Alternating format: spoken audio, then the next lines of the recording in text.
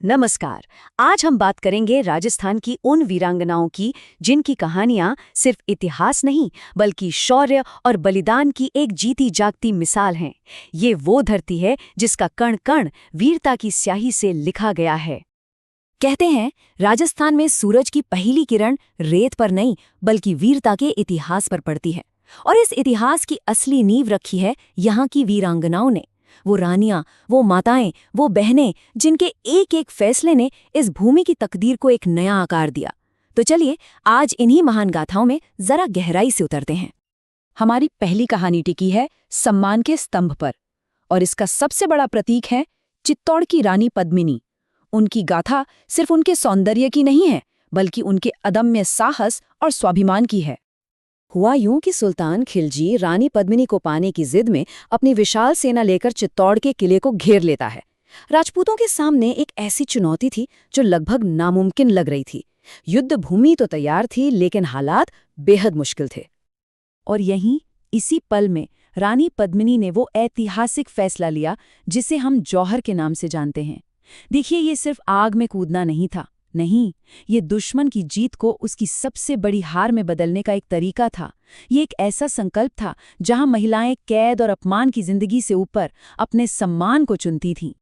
रानी पद्मिनी और उनके साथ हजारों राजपुतानियों के इस कदम ने आने वाली हर पीढ़ी को एक बात सिखा दी कि एक स्त्री को कभी कमजोर समझने की भूल मत करना, क्योंकि जब बात सम्मान की आती है तो वो किसी भी हद को पार कर सकती है।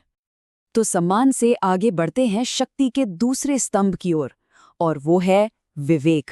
ये हमें बताता है कि ताकत सिर्फ तलवार या बलिदान में नहीं बल्कि सही वक्त पर इस्तेमाल की गई बुद्धिमानी में भी होती है। और ये साबित किया महारानी कर्मावती ने। सोचिए, बहादुर शाह एक बहुत बड़ी सेना के साथ मेवाड़ पर चढ़ाई कर देता है और महारानी कर्मावती के पास एक छोटी सी सेना। हालात पूरी तरह से निराशाजनक थे, लेकिन उन्होंने हार नहीं मानी। उन्होंने निराशा की जगह कूटनीति को अपना हथियार बनाया। उनकी रणनीति देखिए, कितनी सरल और कितनी शक्तिशाली थी। उन्होंने एक साधारण सा धागा लिया, उसे राखी बनाया और उसे भेज दिया मुगल बादशाह हुमायूं के पास। उन्हें अपना भाई बनाकर रक्षा के लिए पुकारा। ये सिर्फ एक राखी नहीं थी, ये एक बहुत बड़ा, बहुत ही सूझबूझ वाला राजनैतिक दाव था। हालांकि इतिहास ये भी बताता है कि हुमायूं वक्त पर नहीं पहुंच सका, लेकिन कर्मावती के इस कदम ने उनके साहस और उनकी बुद्धिमत्ता को हमेशा के लिए अमर कर दिया। ये इस बात का सबसे बड़ा सबूत है कि चाहे रानी हो या कोई साधारण स्त्री, उसकी बुद्धि में पूरे साम्राज्य को संभालने की ताकत होती है। अब हम आते हैं हमारी आज की चर्चा के सबसे भावुक हिस्से पर, शक्ति का तीसरा स्तंभ, बलिदान। और जब बलिदान की बात आती है तो पन्ना धाय जैसा कोई दूसरा उदाहरण मिलना मुश्किल है, नामुमकिन है। जरा उस रात की कल्पना कीजिए। महल में एक हत्यारा घुस आया है। उसका मकसद है मेवाड़ के नन्हे राजकुमार उदय सिंह को मारना। और उस वक्त पूरे मेवाड़ का भविष्य एक धाय मां पन्ना धाय के हाथों में आ जाता है। उनके सामने एक ऐसा चुनाव था जो कोई भी मां कभी नहीं करना चाहेगी। एक तरफ उनका अपना बेटा था और दूसरी तरफ मातृभूमि का बेटा, वो राजकुमार जिसकी रक्षा की उन्होंने कसम खाई थी। उन्हें एक पल में फैसला करना था। और पन्ना धाय ने जो किया वो इतिहास बन गया। उन्होंने अपने बेटे का बलिदान देकर राजकुमार उदय सिंह को बचा लिया। ये कहानी हमें बताती है कि मातृभूमि के लिए एक माँ का दिल किसी भी त्याग, किसी भी बलिदान से कहीं ज्यादा बड़ा हो सकता है। तो इन महान वीरांगनाओं की विरासत क्या है?